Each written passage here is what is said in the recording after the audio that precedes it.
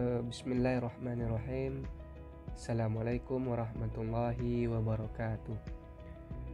Alhamdulillahi rabbil alamin. Hamdan katsiran tayyiban mubarakan fi kama yuhibbu rabbuna wa yarda. Asyhadu an la ilaha illallah wahdahu la syarikalah. Khalaqal mauta wal hayata linabluwahum ayyuhum ahsanu amala. Wa asyhadu anna Muhammadan abduhu wa rasuluhu la nabiyya ba'dah.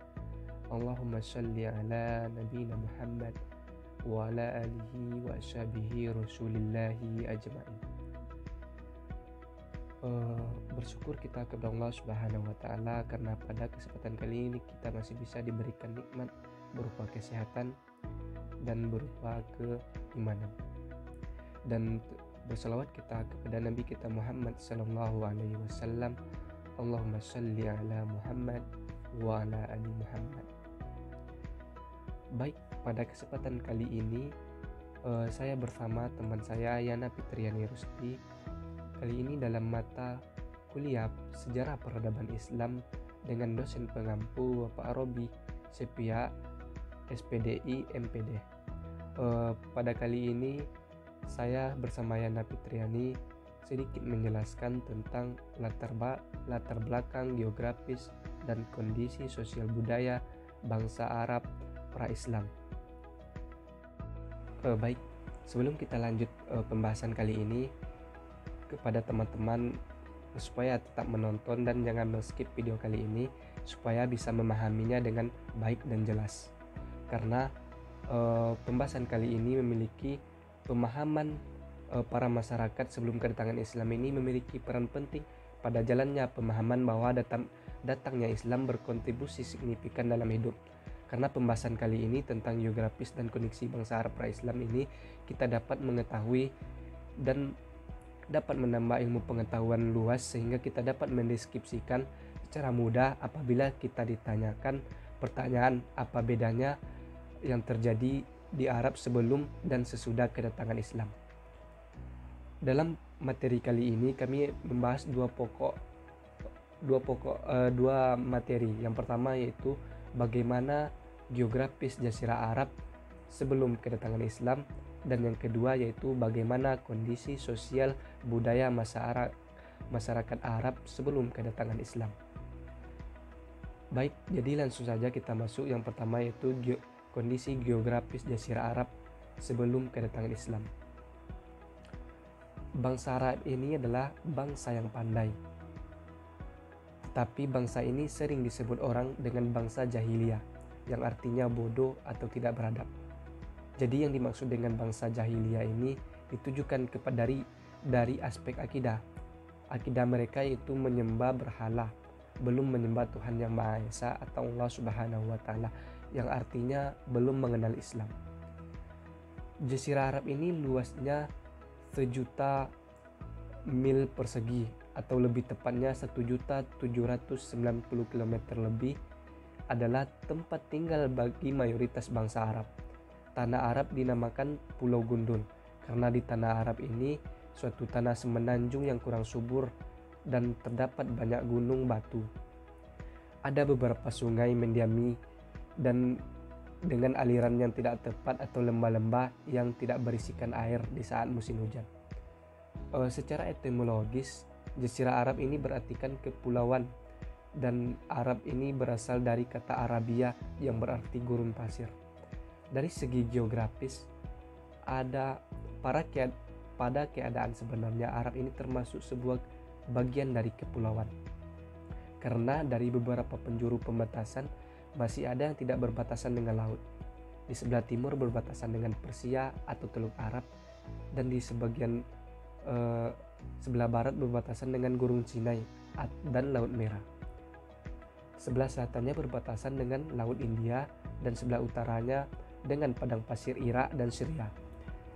Jazirah Arab ini terletak di barat daya Asia, dibagi atas dua bagian, yang tengah dan bagian yang tepi. Bagian tengah Jazirah Arab ini adalah bagian dengan pegunungan yang tandus, penduduknya mencari pemanen yang subur. Wilayah ini termasuk dalam wilayah Najd, Al-Kahf, dan kependudukannya berpindah-pindah. Itu menyebabkan terjadinya ketidaknyamanan mereka dan lingkungan kebudayaan dan peradaban. Di lain sisi, di bagian tepi Jazirah Arab ini termasuk bagian yang paling subur dan berkecukupan karena memiliki curah hujan yang tinggi, dan penduduk wilayah ini bukanlah seorang pengembala. Wilayah pada bagian ini yang dimaksud adalah Hijaz, Yaman, Hadramaut atau Oman. Wilayah ini menetap lama dan mereka membangun suatu kerajaan. Salah satu kerajaan yang terkenal yaitu Kerajaan Sabah yang didirikan oleh Ratu Balqis, kemudian Kerajaan Himar Madahira, dan Kerajaan Sasania.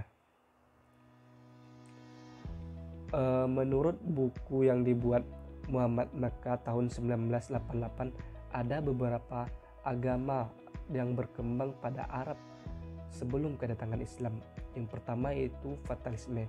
Fatalisme ini merupakan kepercayaan yang menyatakan bahwa waktu dan niventasi ini dari Tuhan. Kemudian kepercayaan yang kedua yaitu paganisme. Kepercayaan paganisme ini adalah kepercayaan yang dianut realitanya oleh masyarakat Arab untuk menyembah-nyembah berhala atau menyembah-nyembah hal yang gaib, menyembah matahari, bulan, dan pohon-pohon. Dan ada juga agama Nasrani dan Yahudi.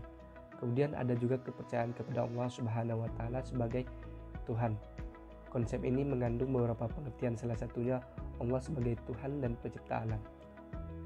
Dan ada juga masyarakatnya mengandung kepercayaan monoteisme, merupakan evolusi pemikiran secara umum dari masyarakat.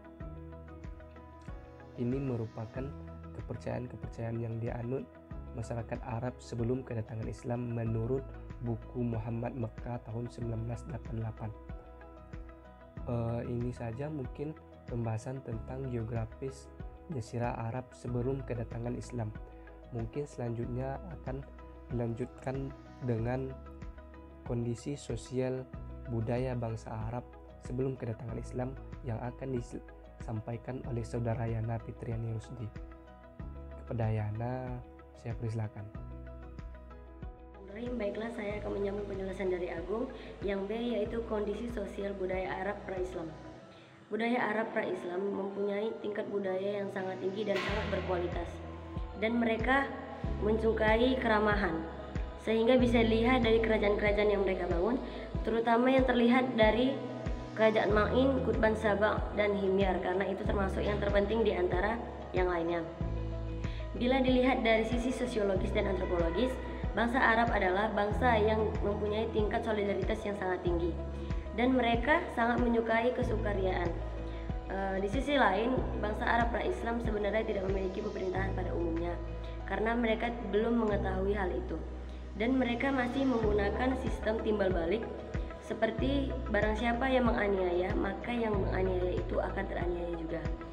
Lebih jauh dari itu, masyarakat jahiliyah tidak ada sistem yang mengatur perpindahan tempat atau kekuasaan kepemimpinan. Mereka menggunakan sistem barang siapa yang memiliki harta warisan yang banyak,